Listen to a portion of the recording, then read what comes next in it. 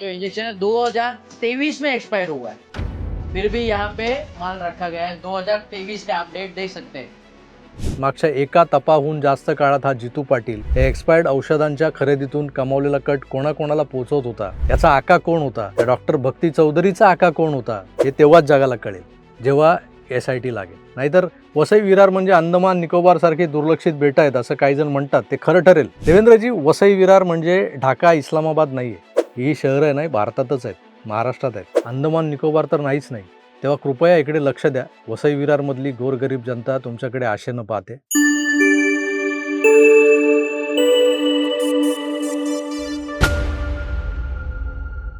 मुंबई शहरापासून अवघ्या 48 किलोमीटर अंतरावर असलेलं एक विस्तारणारं महानगर म्हणजे वसई विरार. अनेक दशकांपासून मुंबईत पोटापाण्यासाठी येणाऱ्या आणि मूळच्या मुंबईतून विस्थापित होणाऱ्या, म्हणजे जे मुंबईतून घरं विकून ते बाहेर पडत होते, मुंबई बाहेर हाकलले जात होते, अशा लोकांना स्वस्तात उपलब्ध होणारा अधिवास असं समजलं जाणारं वसई विरार, जे मूलतः इथल्या निसर्ग सौंदर्यासाठी लांबवर पसरलेल्या समुद्र किनाऱ्यांसाठी प्रसिद्ध होतं. केळी, त्यातल्या त्यात सुकेळी, नारळी आणि चाफ्याच्या बागा, कुठे आमराया तर वसईतली पोर्तुगीज काळातली घंटाघरं, ही या भागाची खरी ओळख होती. पण झालं असं की उत्तर भारतातला दररोज मुंबईवर आदळणारा लोंढा जेव्हा मुंबईतल्या झोपडपट्ट्यांमधून ओसंडून वाहू लागला, ओव्हरफ्लो ज्याला म्हणतो आपण तसा, तो मग मालाड, कांदिवली, बोरिवली, दहिसर करत करत भाईंदरची खाडी पार करून नायगाव, वसईकडे सरकला. मुंबईच्या तुलनेत या भागात स्वस्तात उपलब्ध होणारी घरं, मग ती विकतची असोत की भाड्याची, कोणी एकेकाळी गावठाणं असलेली वसई आज महानगरपालिका बनली आहे. लाखोंच्या घरात लोकसंख्या आहे आणि ती दररोज शेकड्यानं वाढत चाललेली आहे. बरेच मुंबईकर आपलं शहरातलं घर रिडेव्हलपमेंटला गेलं किंवा विकलं गेलं की करोडो रुपये घेऊन वसई विरारला येऊन काही लाखांमधलं आलिशान घर घेऊ लागलेत. इथले नागरिक होऊ लागलेत. बघता बघता आता या शहरानं काट टाकली. मुंबई पुण्यासारख्या शहरात नसतील अशा ब्रँड्सची शोरूम्स इथं आलेली आहेत. याचाच अर्थ इथला नागरिक हा एका महानगरातल्या सोयीसुविधा उपभोगणाऱ्या नागरिकाच्या इक्विलंट झालेला आहे. पण हे सारं विकासाचं चित्र एका बाजूला असताना इथला गोरगरीब झोपडपट्टीत राहणारा, चाळींमध्ये राहणारा किंवा अगदी गावठाणांमधला गावकरी, इथला भूमिपुत्र जो आजही आर्थिकदृष्ट्या सक्षम नाहीये, त्याला मात्र या स्टारबक्स किंवा ॲलन सोली, मॅकडोनाल्ड, डॉमिनोज यांच्याशी काही देणं घेणं नाहीये आणि नसतंही. त्याला हव्या असतात मूलभूत सोयीसुविधा, ज्या एखाद्या करदात्या नागरिकाला मिळणं क्रमप्राप्त असतं.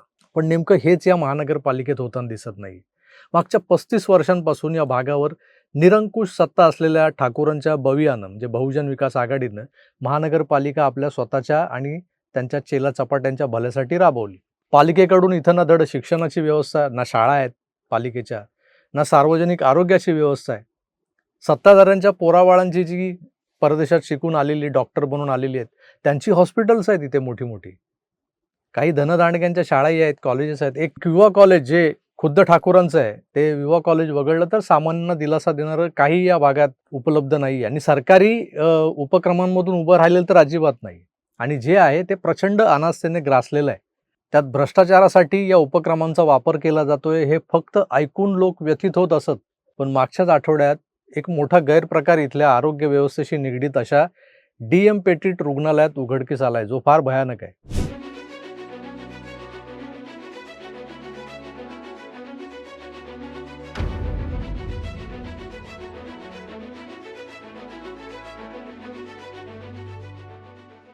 जो इंजेक्शन है 2023 में एक्सपायर हुआ है, फिर भी यहाँ पे माल रखा गया है। 2023 का अपडेट देख सकते हैं. जनरली आता कुठल्याही दवाखान्यात उपचारार्थ गेल्यानंतर औषधं बाहेरून आणायला सांगितली जातात, प्रिस्क्रिप्शन लिहून दिलं जातं. किंवा जर सरकारी रुग्णालय असेल तर त्यांच्याकडची मोफत औषधं दिली जातात. ती बहुधा स्ट्रिप्स असतात. ज्या गोळ्या असतील तर स्ट्रिप्समध्ये किंवा लिक्विड फॉर्ममध्ये असेल तर कंपनीच्या रॅपरमध्ये, बाटलीज वगैरे. आता त्यावर मॅन्युफॅक्चरिंग डेट असते, एक्सपायरी डेट असते. पण वसईच्या DM पेट्रीट रुग्णालयात, जे एकमेव बऱ्यापैकी म्हणवता येईल असं रुग्णालय आहे, त्या रुग्णालयात जुन्या जमान्यातले गल्ली बोळातले डॉक्टर जसे पुड्या बांधून लाल, पिवळ्या, निळ्या गोळ्या द्यायचे ना आपल्याला, एक पुडी सकाळी, एक पुडी दुपारी, एक रात्री, तशा पुड्या इथं दिल्या जाताना आढळल्या. आता तुम्ही म्हणाल पुड्या बांधून दिल्या तर त्यात एवढं वावगं काय? नक्कीच काहीही वावगं नाहीये. उलट सामान्यांना औषधांचे डोस घेणं सोपं जाणार आहे यामुळे. आता झालंय असं, की वसई विरार महानगरपालिकेत नव्यानं निवडून आलेले भाजपचे नगरसेवक आणि गटनेते अशोक शेळके यांनी त्यांच्या सहकाऱ्यांसह डीएम पेटीडवर अचानक धाड टाकली. सोबत मीडिया, फोटोग्राफर्स, 2-4 तटस्थ नागरिकही घेऊन गेले होते ते. त्यांच्या त्यावेळेला लक्षात आलं, की इथल्या रुग्णालयातला औषधांचा साठा हा नियर टू एक्सपायर किंवा ऑलमोस्ट एक्सपायर्ड या कॅटेगरीतला होता. बाद औषधं होती. ही धाड अशीच अचानक टाकलेली नव्हती, तर आधी बऱ्याच तक्रारी यांच्याकडे आल्या होत्या आणि त्यानंतर ठरवून ही धाड टाकलेली होती. असंख्य गोरगरीब रुग्णांना, अगदी नवजात अर्भकांनाही ही एक्सपायर्ड औषधं सर्रास दिली जात होती. अनेक रुग्णांना, ज्यात मोठ्या प्रमाणात उत्तर भारतीय आणि गोरगरीब मराठी लोक जास्त होते, त्यांना खाजगी इस्पितळांमधले उपचार परवडणारे नसल्यानं त्यांच्या जीवाशी होणारा हा खेळ त्यांच्या ध्यानीमनी नव्हता. हो, लेकिन वो 30 का एक्सपायरी है ना, 10 अक्टूबर 30 का एक्सपायरी है, तो इधर इन्होंने नहीं रखना चाहिए ना, ये एक्सपायरी वाला माल है।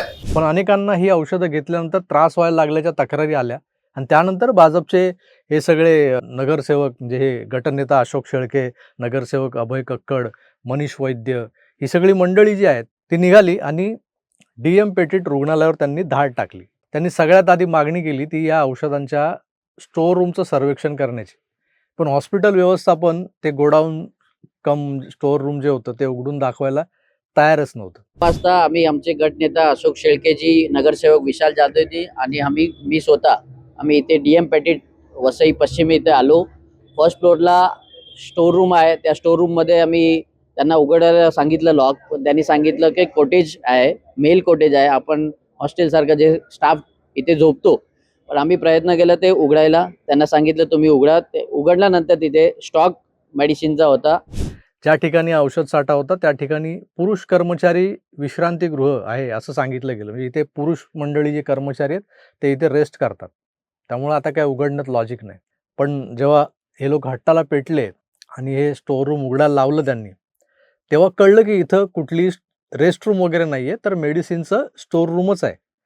एक एक बॉक्स उघडल्यानंतर कळलं की यातल्या 90% औषधांची एकतर एक्सपायरी झाली किंवा पुढच्या 1-2 महिन्यात ते एक्सपायर्ड होणार आहेत. त्या मेडिसिनच्या स्टॉकमध्ये आम्हाला दिसायला आलं की एक्सपायरी डेट 2024चे पण एक्सपायरी डेटचे इंजेक्शन काही पडले, टॅबलेट्स आहे. त्यानंतर 2026 फेब्रुवारीचे पण काही इंजेक्शन आहे. आम्ही डॉक्टरांशी बोललो. डॉक्टरांनी सांगितलं हे एक्सपायरी होणार आहे 2026 फेब्रुवारीचे, आम्ही यूज करू शकता असं त्यांचं म्हणणं होतं.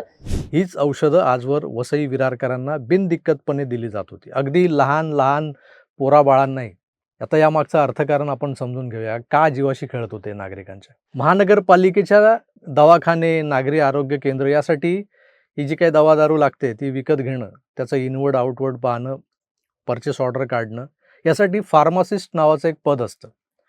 त्या पदावर 1 मार्च 2014 रोजी मी तुम्हाला स्क्रीनवर दाखवतोय त्याची ऑर्डर. जितेंद्र भरतसिंग पाटील नावाच्या एका माणसाची निव्वळ तात्पुरत्या करार पद्धतीने नेमणूक केली गेलेली आहे. म्हणजे मागच्या 12 वर्षांपासून एक तप झालं हा जितू पाटील वसई विरार मनपाचा फार्मासिस्ट आहे. हाच सगळा माल मागवणं, ऑर्डर काढणं, बिलं पुटअप करणं, ती मंजूर करून घेणं हे बघत असतो. आता याचे काही मेडिसिन सप्लायरशी लागेबांधे आहेत. ते त्यांच्याकडचा नियर टू एक्सपायर्ड माल जो असतो तो फेकून देण्यापेक्षा या जितू पाटीलच्या करवी वसई विरार महानगरपालिकेला पुरवतात, असा नगरसेवक अशोक शेळके यांचा आरोप आहे. डीएम पेटीट म्हणून महापालिकेचं एक हॉस्पिटल आहे. या हॉस्पिटलमध्ये एक्सपायर झालेले मोठ्या प्रमाणात औषध आहेत. त्याचबरोबर डॉक्टर फार्मसी जितू यांचं एक मोठं रॅकेट आहे. या रॅकेटमध्ये हे लोक काय करतात तर एक्सपायर होणार 3 महिने आधी ऑर्डर करतात आणि करोडोचा भ्रष्टाचार डॉक्टर भक्ती आणि त्यांचा फार्मसी जितू करतोय. आणि ह्या सगळ्यात कमिशनर काय झोपले आहेत का? लोकांच्या जीवाशी का खेळलं जातं? आता तुम्ही वरती जा, एक्सपायर झालेली औषधासोबत नवीन औषधं एकत्र जॉईंट आहेत. 2022 ची एक्सपायर झालेली औषधं पण आज त्या यांच्या लॅब यांच्या फार्मसीमध्ये आहेत. अशा पद्धतीचा मोठ्या प्रमाणात भ्रष्टाचार डॉक्टर भक्ती आणि जितू यांचा फार्मासिस्ट करतोय. हा आरोप अतिशय गंभीर आहे.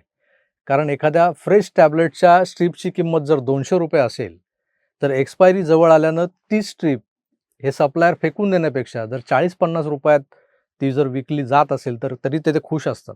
कारण त्याची मेकिंग कॉस्टच जवळपास ती तेवढी असते, 18 ते 20 रुपये. पण ती विकली जाते 200 रुपयाला.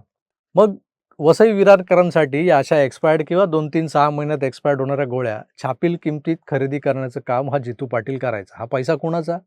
जनतेचा. आणि मग वरच्या 160 ते 150 रुपयांचं गबन व्हायचं. हा मलिदा कोण कोण वाटून खायचं याचा शोध घेणं खरं तर प्रशासनाचं काम आहे. पण प्रशासनच जर या स्कॅममध्ये सामील असेल, सहभागी असेल तर सांगायचं कोणाला? या महानगरपालिकेची तरास न्यारी. यापूर्वी 18 जून 2025ला तर पोलिसात गुन्हा दाखल झालाय असं एक प्रकरण घडलेलं आहे इथे. बनावट औषधं म्हणजे निव्वळ कुठल्याशा भुकटीची गोळी करून तिला रंग देऊन आजारपणावरचं औषध म्हणून बाजारात आणणं. पोलिसांच्या FIR मध्येच लिहिलेलं आहे ते. काय लिहिलं ते बघा, मी स्क्रीनवर दाखवतो तुम्हाला. मित्रो, आताचा प्रकार तर प्रचंड गंभीर आहे. तो FIR वगैरे तुम्हाला मी गेल्या वर्षीची गोष्ट सांगितली. सामान्य नागरिकांच्या जीवाशी खेळण्याचा हा प्रकार आहे आता जो चाललाय तो. खरं तर हे सगळं संगनमतानं सुरू आहे. आणि आज नाही तर हा जितू पाटील नावाचा सो कॉल्ड फार्मासिस्ट जो आहे ना, तो कंत्राटी कर्मचारी आहे, ज्याची नियुक्तीच मुळात तात्पुरत्या कालावधीसाठी झालेली होती. आणि तथाकथित तात्पुरता कालावधी म्हणजे तब्बल 12 वर्ष असू शकतो, याचंच आश्चर्य वाटतंय मला. देव करो असा तात्पुरता कालावधी आणि अशा नेमणुका सगळ्यांच्या हो. बेरोजगारीच मिटून जाईल. मित्रांनो, मार्केटमध्ये बाद झालेली औषधं कोणी विकत घेत नाही, पण तीच औषधं वसई विरारकर जनतेच्या घशात कोंबली जात आहेत. तर याबद्दल जाब कुणाला विचारायचा? तर पालिकेच्या मुख्य आरोग्य अधिकारी भक्ती चौधरी या मागच्या 2 दिवसांपासून फोन बंद करून गायब झालेल्या आहेत असं समजतंय. हे रॅकेट आहे खरं तर. मुंबईपासून हाकेच्या अंतरावर आहे वसई असं नेहमी बोललं जातं. हो, पण या हाकेच्या अंतरावरच्या महापालिकेत उद्योग मात्र गावखेड्यातले केले जात आहेत.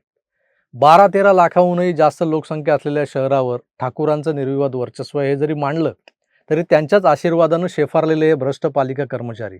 एकतर तो फार्मासिस्ट, काय नाव त्याचं, जितेंद्र पाटील, लोक इसे प्यार से जीतू कहते हैं. आयला ह्याच्या.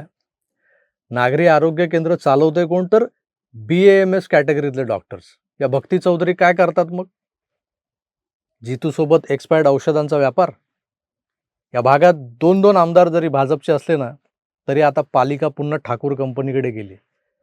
सुदैवानं मागच्यासारखी स्थिती नाही आहे पालिकेत. 115 मधल्या 106 जागा तेव्हा भवियाकडे होत्या. आता भाजपकडे 44 जागा आहेत आणि भवियाकडे काहीतरी 77 वगैरे. म्हणजे एक सक्षम विरोधी पक्ष पालिकेत बसला. एका बाजूला मनोज पाटलांसारखा चिकित्सक जाणकार विरोधी पक्षनेता सभागृहात आहे, तर ग्राउंडवर सत्ताधाऱ्यांना अंगावर घ्यायला अशोक शेळकेसारखा आक्रमक आणि तेवढाच अभ्यासू असा गटनेता दिलाय भाजप. त्यामुळे अशी भ्रष्टाचारांची असंख्य प्रकरणं आता सातत्याने बाहेर येणार. पण जे पुरावे आता गोळा झालेत ना मागच्या आठवड्यात, जे यांनी धाडसी धाड टाकून गोळा केलेत, ते नष्ट होण्याआधी दोषींना तातडीनं पकडून त्यांच्यावर कारवाई व्हायला हवी. नाहीतर काय होतं, पुरावे नष्ट केले जातात. अगदी त्याची तजवीज शनिवार रविवारच्या सुट्टीत व्यवस्थित सुरू झालेली आहे. आणि हे पुरावे सापडले, दोषी पकडले, तर यांचे मायबाप कोण, यांचा आका कोण हे सुद्धा सापडेल. पण हयगय झाली ना तर काय उपयोग नाही.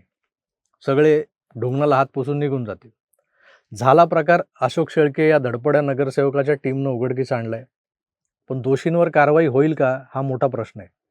अहो, नवजात अर्भकांना ही एक्सपायर्ड औषधं बिनदिक्कतपणे देणाऱ्यांना सजा होणार आहे का? हा प्रश्न येतो ना समोर. कारण इथं कसं आहे, सय्या भये कोतवाल तो अब डर काहेगा अशी गत आहे. यांना सुतासारखं सरळ करायला खुद्द मुख्यमंत्री देवेंद्र फडणवीसांनीच लक्ष घालायला हवं. कारण हे एरा गबाळ्याचं काम नाहीये. देवेंद्रजींनी वसई विरारकर जनतेला निवडणुकीच्या काळात बरीच आश्वासनं दिलेली होती. आता पालिकेत जरी भाजपची सत्ता नसली तरी 2-2 आमदार भाजपचेच आहेत. म्हणजे इथला मोठा जनाधार हा भारतीय जनता पक्षाच्या मागे उभा आहे. त्यांच्यासाठी देवाभाऊ धावून येतील का?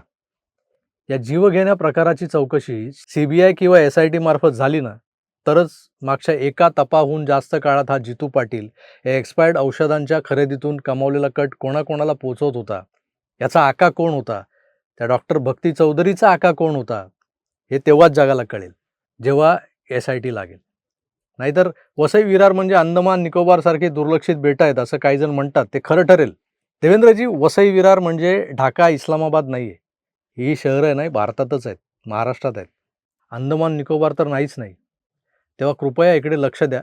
वसई विरारमधली गोरगरीब जनता तुमच्याकडे आशेनं पाहते. एवढंच सांगतो आणि थांबतो. पुन्हा भेटूच. तोवर आपली काळजी घ्या आणि पाहत राहा आपलं आवडतं YouTube चॅनल आकार DG9. धन्यवाद. नमस्कार.